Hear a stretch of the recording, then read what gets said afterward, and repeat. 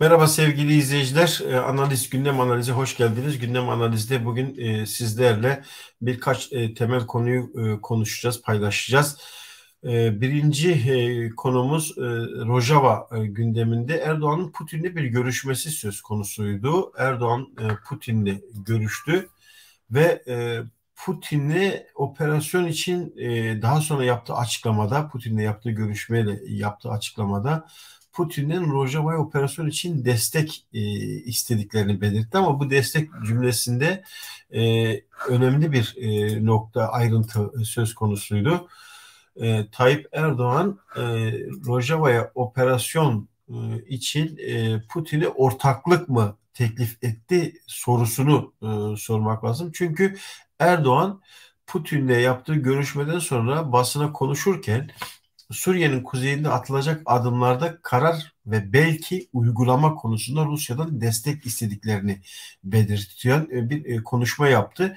Bu konuşma Erdoğan işte operasyonun tarihi ve zamanını ve yerini söylemek durumunda değiliz gibi açıklamalar da yaptı ama Putin'le yaptığı görüşmeden sonra e, Putin'e farklı bir öneride bulundu. Çünkü Rusya aynı zamanda Demokratik Suriye güçleriyle de görüşmeler yürütüyordu. ABD operasyona karşı olduğunu açıkladı. Birazdan ekranlarınıza getireceğiz. Amerikalı emekli bir general, önemli bir general de açıklama yaptı. Kesinlikle izin vermememiz gerekir Türkiye'nin Kuzey Suriye operasyonuna. İşte Erdoğan Putin'le yaptığı görüşmeden sonraki konuşmasında e, Suriye'nin kuzeyinde atılacak adımlarda karar ve belki uygulama konusunda Rusya'dan destek istediklerini, yani karar ve uygulama konusunda, bu ortaklık mı anlamına gelebilecek bir cümle. Çünkü Türkiye artık uluslararası kamuoyunda, diplomasi alanında, uluslararası kamuoyu alanında Türkiye'nin uluslararası hukuku ihlal ettiği konusu herkesin kanaati. Almanya karşı, Fransa karşı, Avrupa Birliği'nin birçok organın açıklama yaptı bu konuyla ilgili. İran'ın, Rusya'nın söz konusu operasyona alttan ve de dolaylı desteği söz konusu. Bu konu çok önemli. Çünkü Rusya Türkiye'den tavizler kopararak Türkiye'yi destekliyor, özellikle Suriye'de. Türkiye'de Rusya'dan farklı çıkarlar. İşte NATO karşıtlığı, Ukrayna Savaşı'nın krizinde Rusya'ya en azından ticari anlamda birçok yaptırımlar var. Hatta Avrupa Birliği önceki gün açıklama yapmıştı. Avrupa Birliği'nin aldığı uluslararası toplumun aldığı kararlar, yaptırım kararlarına Türkiye'de uymalı Rusya konusunda, ama Türkiye bu konuda uymuyor. İşte tahıl koridoru üzerinden, işte gaz krizi üzerinden Rusya'nın işlerini görmeye çalışıyor. İşte Kuzey Suriye'de Rojava'ya yönelik kara operasyonu, işgal operasyonu konusunda Rusya'dan destek istediklerini, bu destek, çünkü sürekli zaten normalde bir Rusya'nın Türkiye desteği zaten söz konusuydu. Karar ve uygulama konusunda destek istediklerini beyan eden Tayyip Erdoğan'ın bu cümlesi ne anlama gelir? Önümüzdeki günlerde göreceğiz. Ama önemli bir açıklama da Amerika cephesinden sayılabilecek bir açıklama. Bu açıklamada özellikle e, eski ABD'li general açıklama yapmıştı. Eski NATO daimi temsilcisi Korgeneral Douglas Hood Halice'ye konuşmuştu ve bedeli ne olursa olsun şeklinde bir cümle kuran general, emekli kor general, YPG operasyonu engellemek istiyoruz, bedeli ne olursa olsun şeklinde bir açıklamada bulunuyor. Bu isim önemli, bu açıklama emekli general, ama ABD'nin NATO'daki daimi temsilciliğini yapan kişi, son görevi bu. 2007'de Bush döneminde Irak, Afganistan'daki savaşları koordine etmesi için Ulusal Güvenlik Danışman Yardımcısı olarak görevlendiriliyor. 2009'da Obama yine bu generalle çalışıyor. Güney Asya direktörü olarak çalışıyor. Beyaz Saray'a atanmadan önce 2004'ten 2006'ya kadar Orta Doğu, Doğu Afrika, Orta Asya'da 25 ülkede 200 binden fazla ABD askerinin faaliyet gösterdiği, ABD'nin dünya çapındaki askeri operasyonlarından sorumlu olan Birleşik Devletler Merkez Komutanlığı Operasyon Direktörlüğü yapan kişi. Bu Rojava'da yapılacak operasyona karşı çıkılması gerektiğini belirtiyor. Nedeni YPG bizim IŞİD'e karşı savaştaki belki de en önemli cephe müttefikimiz. Elbette ki Suriye'deki Kürt güçlerin YPG'nin yaptıkları olmasaydı bu savaş başarıya ulaşamazdı. ABD, Erdoğan ve Türk ulusunun bunu farklı bir şekilde gördüğünün farkındayız. Bu alışılmadık bir şey değil. Müttefikler bazen aynı konu üzerinden farklı fikirlere sahip olabilirler. Emekli general ABD'nin NATO'daki daimi temsilcisi bu açıklamayı yapıyor. Harici'nin yazarı Tunç Akkoç'a imzalı haber bu general buraya konuşuyor. Önemli bir açıklama. Bu açıklama Rusya'dan yardım istemeye kadar giden Tayyip Erdoğan farklı artık fiili, fiziki, askeri alanda sahada destek ve isteyen Tayyip Erdoğan'ın son konuşmalarına bu ilginç yanıt ABD'nin çünkü önemli ismi askeri alandaki önemli ismi bu operasyona karşı ama Erdoğan Putin'den destek istemesi şu anlama geliyor. Türkiye'nin bir şekilde operasyonu yapması, oradaki Rusya'nın desteğini alarak Suriye'ye girer ise Suriye'de Kuzey Suriye'deki işte tepkileri azaltmak, Rusya'nın nüfuzunu kullanmak, işte rejimle çelişkisini gidermek konusunda bu konuyla ilgili ama Rusya'nın buna yaklaşımı ne oldu, nasıl oldu önümüzdeki günler gösterecek. Çünkü Türkiye gündeminde çok dehşet bir iç gündemi Türkiye'nin söz konusu, kaotik bir gündemi söz konusu ama Rojava'ya saldırılar Tayyip Erdoğan'ın hemen hemen her konuşmasında gündeme getiriliyor. Gündeme getirilmese de medya bunu soruyor. Çünkü çok hava saldırısıyla çok dehşet bir saldırı başlatmışlardı. Devamı gelmedi. YPG'nin açıklamaları, Demokratik Suriye güçlerinin açıklamaları, diplomasisi, halkın tutumu ve zapta aldıkları darbeler her gün farklı farklı eylemlerle gerilla Türk ordusuna önemli darbeler vuruyor. Bu konuyla ilgili aslında Rojava'daki istikrar ortamını, devrim ortamını, işte Arap Kürt halklarının ortaklaşa kurdukları Demokratik Suriye güçlerinin nüfuz ettiği bölgeleri istikrarsızlaştırmaya çalışan Tayyip Erdoğan aynı zamanda işte bölgenin de kaotik bir iklimde tutulmasını istiyor. Ama ABD'li generalin işte Türkiye'nin neden YPG ve YPJ'nin varlığından rahatsız olduğunu çok güzel bir şekilde dile getirmiş. Çünkü IŞİD'e karşı cephedeki en temel müttefikimiz diyor. Koalisyon güçlerinin en temel müttefiki. Şunu altını çizmek gerekir.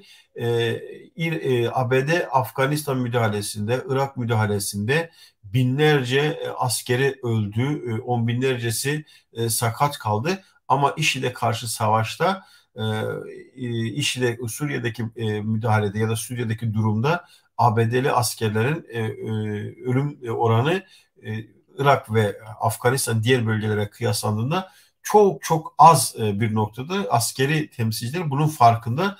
Tabii buna karşılık YPG ve YPJ'nin şehit sayısı, DAEŞ'e karşı verdiği mücadeledeki şehit sayısı binlerle ifade ediliyor. On binlerce gazisi söz konusu.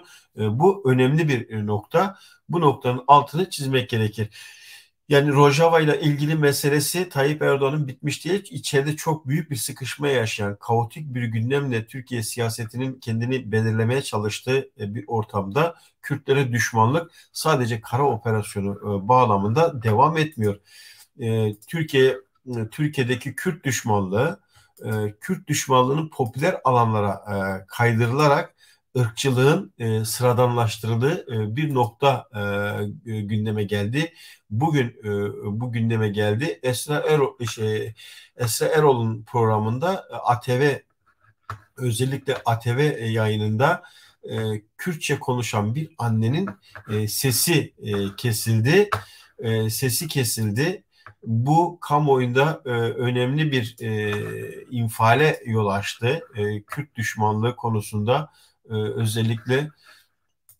özellikle Kürt düşmanlığı konusunda Türkiye'deki medyada, magazin alanında, mecliste aslında birçok noktada Kürt düşmanlığı kendisini gösteriyor. Ama tehlikeli olan bu. Siyasetteki Kürt düşmanlığını, devletin resmi ideolojisinin Kürt düşmanlığını siyasette, askeri alanda normal karşılanabilir tırnak içerisinde. Çünkü kendisi düşman tayin ediyor ve onu ortadan kaldırmak istiyor. Bu anlaşılabilir bir nokta ama toplumsal düzleme indirgendiğinde ırkçılık, düşmanlık işte sokakta Kürtçe konuşanlara, telefonda Kürtçe konuşan, aralarında Kürtçe konuşanlara müdahale, burası Türkiye, niye başka dil konuşuyorsunuz şeklinde müdahaleler de olmuştu.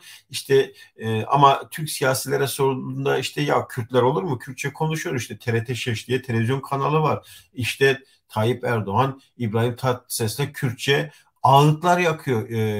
Siyasi anlamda kendi ihtiyaçlarını gidermek için, iktidarlarını sürdürmek için Kürtçeyi kendilerine bir araç olarak kullanan devlet yapısı, ırkçılığın bu da farklı bir boyutu.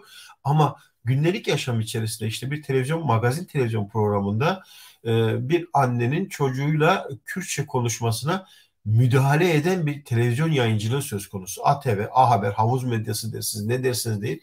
Akşam televizyon programlarında, tartışma programlarında aslında bizim Kürtlerle sorunumuz yoktur. Kürt işte bizim PKK ile sorunumuz, YPG ile sorunumuz var diyenlerin kendi stüdyolarına davet ettiği anne ve kızının kurmancı konuşması, Kürtçe konuşmasının sesini kısan bir o rejisör, o anda Beştepe'den o rejisör, o sesçi ya da o program yönetmeni ya da oradaki herhangi kimse, teknik ekip bu kadar bu noktaya indirgenmiş bir ırkçılıktan bahsediyoruz. Oysa akşamları televizyona çıkıp işte tartışma programlarında işte terör saldırısı var, biz teröre karşıyız, Kürtlere karşı değiliz, Kürtler bizim kardeşimizdir, işte biz de Kürdüz, işte bizim içimizde Kürtler var şeklinde beyanlar veren, açıklamalar yapan, yazılar yazan. Oysa aslında Kürt düşmanlığının en somut ifadesi budur. Gündelik yaşam içerisinde indirgenmiş ve kendisini bu şekilde dışa vuran bir yaklaşım aslında ırkçılığın, Türk ırkçılığının, egemenliğin hangi boyutta olduğunu gösteriyor. Esra Erol'un yani magazin programı herkes normalde magazin programlarının apolitik bir ortamın daha da geliştirilmesi için insanları depolitize eden bir araç olarak değerlendirirler. Evet öyle ama burada ırkçılık işte gündelik yaşam içerisinde sıradan bir hal almış durumda. Kürt düşmanlığı, Kürtçe düşmanlığı, Kürt kültürü düşmanlığı. Aynur Doğan'ın konseri yasaklanır. Sokakta Kürtçe müzik yapan sokak sanatçıları yasaklanır. İşte Kürtçe tiyatro oyunları yasaklanır. Tayyip Erdoğan çıkar der ki 1990'larda değil eski Türkiye eski Türkiye değil. Herkes işte istediği dilde konuşabilir. Ancak nasıl konuşabilir?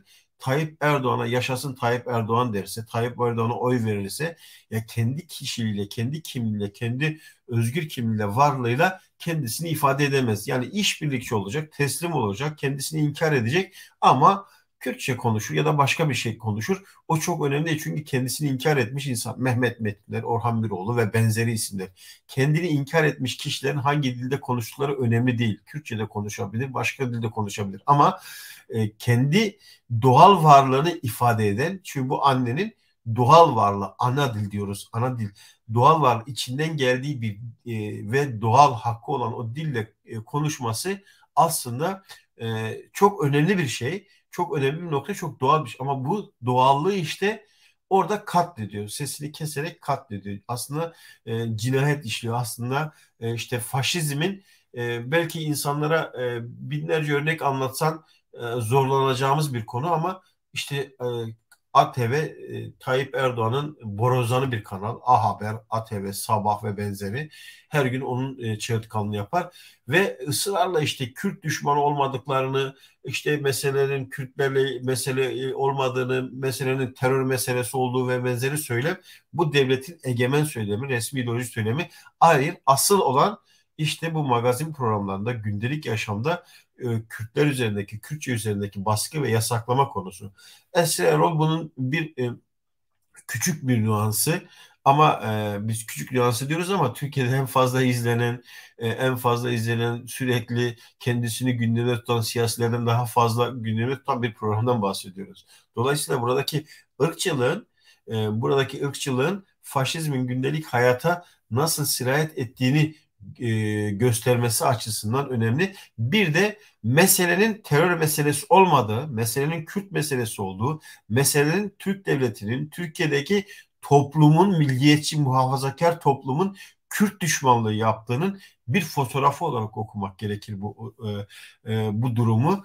Yoksa dediğimiz gibi yani işte TRT şeşi var, işte bilmem işte Kürtler işte ne istedi yani her istediklerini yapıyorlar gibi. Hayır, Kürdistan'da Kürdistan'daki belediyelere kayyum atanmış, Kürt dili eğitimi için açılan kurslar, kültür merkezleri kapatılmış veya da baskı altında tutulmuş. Onlarca, yüzlerce Kürt sanatçısı gözaltında tutuklu, binlerce, on binlerce siyasetçi tutuklu, genç tutuklu, kadın tutuklu.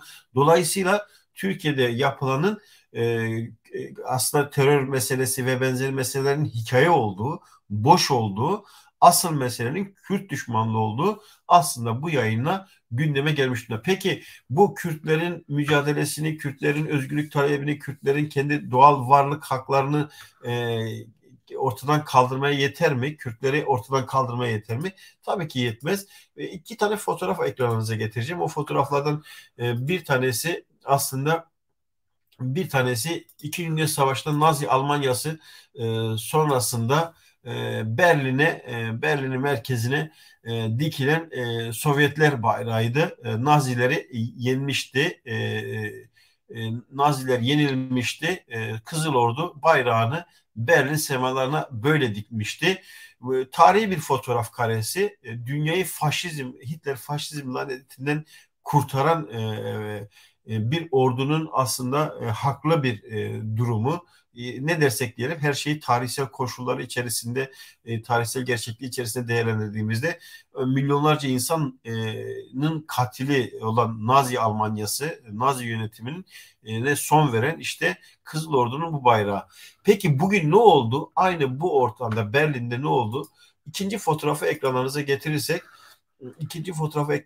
aslında Türkiye'deki beyhuda çabaların bugün işte Berlin'de bu fotoğraf yaşandı. Bu fotoğraf karesi kendisini gerçekleştirdi. Xinjiang Azadi Berlin'in sembol merkezlerinden Brandenburg kapısına işte Xinjiang Azadi sloganı yazıldı. Xinjiang Azadi Kürdistan özgürlük mücadelesini ortaya çıkardığı önemli bir sürecin, önemli bir hareketin ideolojik, politik, toplumsal karşılığı olan kadın hareketini ortaya çıkardığı bir slogandı. Bugün bütün dünya bu sloganın etrafında özellikle kadınların öncülüğünde bu Amerika Birleşik Devletleri'nden Kanada'ya, Avrupa'dan işte İran'daki Serhildanların özgürlük hareketinin, İran'daki toplumsal özgürlük hareketinin en temel sloganlarından bir tanesi. İran'da devrim gerçekleşecekse devrimin bayrağına bu sloganlar yazılacak. Xinjiang Azadi, Jina Amini'nin yaşamını yitirmesinden sonra ortaya çıkan ve kadınların, gençlerin öncülük ettiği Serhildanlar işte Kürt Özgürlük Hareketi'nin ortaya çıkardığı bu slogan Berlin'de yazıldı. Kurmancı yazıldı, Kürtçe yazıldı, Xinjiang Azadi kavramlarıyla. Dolayısıyla Türkiye Kürtçe düşmanlığını, Kürt düşmanlığını istediği kadar sürdürsün. Dünya Kürtçe konuşmaya başlıyor. Dünya kendi vicdanını, ahlakını, özgürlük arayışını Kürtlerin ortaya çıkardığı mücadelenin sonucunda bugün kendisini dünyaya mal etmiş, evrensel bir özellik kazanmış. Aynı eşitlik, kardeşlik, adalet sloganlarının Fransız devriminde, Sovyet devriminde adalet, eşitlik sloganlarının nasıl ki yüzyıllara damgasını vurduğu devrimlerin bayrağına kendisini yazdırdıysa Xinjiang Azadi 21. yüzyılda Kürdistan özgürlük mücadelesinin merkezinde yer alan kadın ve gençlerin öncülük ettiği toplumsal özgürlüğün talepleri, sloganları bugün dünya insanlığın talepleri ve sloganları. Aynen Rojava'da, Şengal'de, Mahmur'da birçok yerde DAEŞ faşizmini yenen YPG, YPJ, PKK güçlerinin, aynen işte Türkiye'de faşizme karşı direnen kadınların, gençlerin e, ortaya çıkardığı bu mücadelesinin sonucundaki bu kavramlar bugün dünya insanlığının kendisine aslında e, şiar edindiği kavramlar haline geliyor ve Kürtçe ismiyle Jinjiyan Azadi, Almanı da, İngiliz'i de, Fransız'ı da, Arap'ı da, Farslısı da e, herkes bu sloganları atarak kendisini eylemlerle ifade ediyor, örgütlerle ifade ediyor. Dolayısıyla bu önemli bir nokta. Türkiye'deki Kürt düşmanlığı, Kürtçe düşmanlığı varsın, alsın başını yürüsün ama bu nokta o kadar kolay. Artık hep söylenen bir söz var. Biz de çok kez tekrar ediyoruz ama Kürtler eski Türk Kürtler değil, Kürdistan eski Kürdistan değil. Kürtler eskisi gibi olmadığı için olmadığı gibi Türkiye'de eski Türkiye olarak kalmayacak diyebiliriz. Geçelim diğer bir konuya. Diğer konumuz aslında gündemin en önemli noktalarından bir tanesi İmralı. İmralı'da Kürt Halk Önderi Abdullah Öcalan'la görüşme yapılmıyor. Uzun bir zamandır yapılmıyor. En son Spiti İmralı'ya gitti ve görüştüklerini belirtti. Asrın Hukuk Bürosu avukatları açıklama yaptı. Spiti bir görüşme yapmadı. Herhangi bir açıklaması yok. Ve Spiti şu anda sessiz ve suskun bir konumda. Bu konuyla ilgili aslında çok önemli tespitler söz konusu. Yani Kürt Halk Önderi Abdullah Öcalan görüşmeye çıkmadı ve benzeri. Hayır, bunların aslında bir spekülasyon olabileceği, orada ne olup bittiği konusunda kimsenin herhangi bir fikrinin olmadığı, demokratik kamuoyunun, Kürtlerin, Kürt Özgürlük Hareketi'nin bu konuyla ilgili bir fikrin olmadığı açıklamalarla sürekli gündeme geliyor. Peki İmralı'daki bu durum neye işaret ediyor? İmralı'daki bu durum farklı senaryoların, farklı planların devreye girdiği ya da girebileceği konusunda Kürt Halk Önderi Abdullah Öcalan'ın sağlığı, güvenliği ve fiziki durumu hakkında herhangi bir bilgi sahibi değil. Kürtler bu konuyla ilgili sürekli eylemdeler, açıklama istiyorlar. Avukatlar görüşme talebinde bulunuyor. Ama Türk devleti bu konuda suskun, bilinçli bir suskunluğu tercih ediyor. Herhangi bir irtibat, iletişim kurmuyor. Bunun üzerinden farklı bir plan mı tezgahlanıyor? AKP ve MHP iktidarı bu süreci neden böyle uzatıp belirsiz kılmaya çalışıyor? İşte bu temel sorulması gereken soru. Bu sorunun birden fazla yanıtı var. Eğer ki bunu bilinçli bir şekilde yapıyorsa, bunun üzerinden herhangi bir provokasyon zemini oluşturmaya çalışıyorsa çok tehlikeli bir boyut. Bunun üzerinden bir seçim hilesi, seçim taktiği görüşmesine gitmeye ya da bu konuyla ilgili tecriti arttırıp Kürt Özgürlük Hareketi üzerindeki baskıyı daha da derinleştirip farklı bir boyuta mı çekmek istiyor? Bütün bunların hepsi birbiriyle bağlı ama AKP ve MHP'nin İmralı üzerinde farklı bir oyun kurguladığı, bu kurgulanan oyunun da yakın zamanda sonuçlarının ortaya çıkabileceği konusunda endişeler söz konusu. Eğer ki bu konuyla ilgili herhangi bir olumsuz durum söz konusu olursa gerçekten Türkiye işte o zaman dehşet bir noktaya gelebilme potansiyeli taşıyor. Bunu burada belirlemek gerekir. Çünkü Kürt örgütlerinin açıklama yaparak ya da normal demokratik eylemlerle kendi seslerini duyurup sonuç almaya çalıştığı bir süreçte eğer ki herhangi bir bilgi akışkanlığı sağlanmaz, görüşmeler sağlanmazsa bunun sonuçları çok farklı noktaya gidecektir. AKP, MHP bununla daha farklı bir gerilim noktasını derinleştirip tırmandırmak mı istiyor ya da farklı bir boyuta çekmek mi istiyor? Bunu zaman gösterecek ama orada bir oyunun oynandığı, bu oyunun sonuçlarının ne gibi sonuçların olabileceğini ise önümüzdeki zaman içerisinde görebileceğiz. Çünkü İmralı'da görüşme yapılmayan her gün Kürt öfkesinin katlanarak büyümesi demek. Kürt öfkesinin sadece sokakta değil, daha örgütlü olduğu bütün alanlardaki bu öfkenin farklı bir noktaya evrilmesi Türkiye'de aslında kaotik bir ortamın e, kalıcı bir hale gelebileceği endişesi söz konusu olabilir. Herkes açısından olabilir. Çünkü Aslında İmralı üzerinde AKP ve MHP'nin kendi iktidarlarını sürdürmek için oluşturdukları bu baskı politikasının e, değişik bir sonucu ortaya çıkabilir. Türkiye kendine özgü bir yapı, ancak e, burada hemen şu örneği vermek gerekir. Balkanlaşma, Yugoslavya örneğini Türkiye'ye en yakın örnek benzer. Türkiye, evet, ne Suriye'dir, ne Irak'tır, ne İran'dır, ne işte Bulgaristan'dır, ama Türkiye Yugoslavya gibi çok farklı parçalara bölünme potansiyelini içinde barındıran e, bir sosyolojik gerçekliğe sahip. Bir siyasi kırılma fay hatlarına sahip.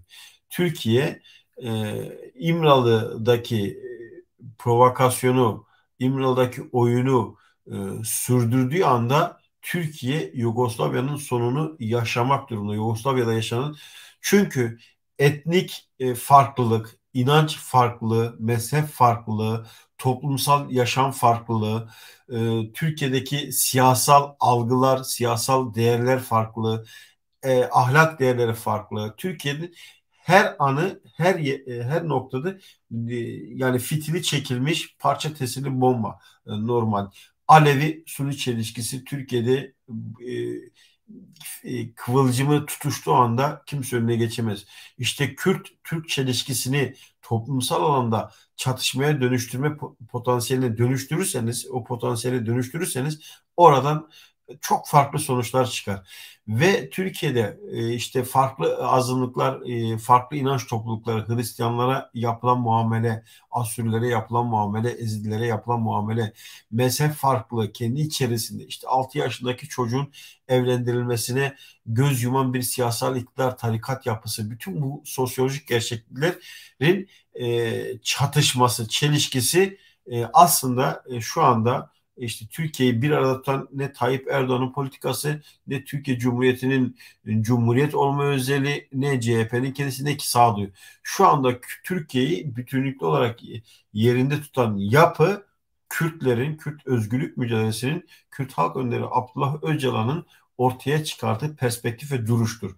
Burada farklı bir dil oluşturulduğu anda Türkiye'deki bütün etnik farklılıklar, inanç farklılıkları, toplumsal yaşam farklılıkları, yaşam biçimleri farklılıkları bir çatışma ve çelişkiye dönüşecektir ve Türkiye o zaman işte dünyanın kaç bucak olduğunu o zaman görecektir. Öyle biz işte kaynaşmış bilmem farklı bir ulusuz, herkes Türktür falan diye de Devlet Bahçeli'nin kafasıyla, ne Ümit Bozdağ'ın psikopat geri zekalı aklıyla, ne işte Meral Akşener'in cilalanmış muhafazakar milliyetçiliğiyle, ne CHP'nin 21. yüzyıl vizyonuyla, ne de Tayyip Erdoğan'ın karizmasıyla Türkiye bir arada kalamaz. Türkiye'nin bir aradalığını şu anda sağlayan Kürtler, Kürtlerin olgun duruşudur. Eğer Kürtler söylemini, eylemini ve varoluşunu farklı bir noktaya çekerse Türkiye'nin o zaman çok farklı sonuçlarla karşılaşacağını söyleyebiliriz diyorum. Analizi burada noktalıyoruz. İzlediğiniz için teşekkür ederim. Abone olur, paylaşırsanız, beğenirseniz, yorumlarda bulursanız çok iyi olur. Yeni analizlerde, yeni projelerle, yeni yaklaşımlarla, yeni değişik farklı konularla karşınızda olacağız.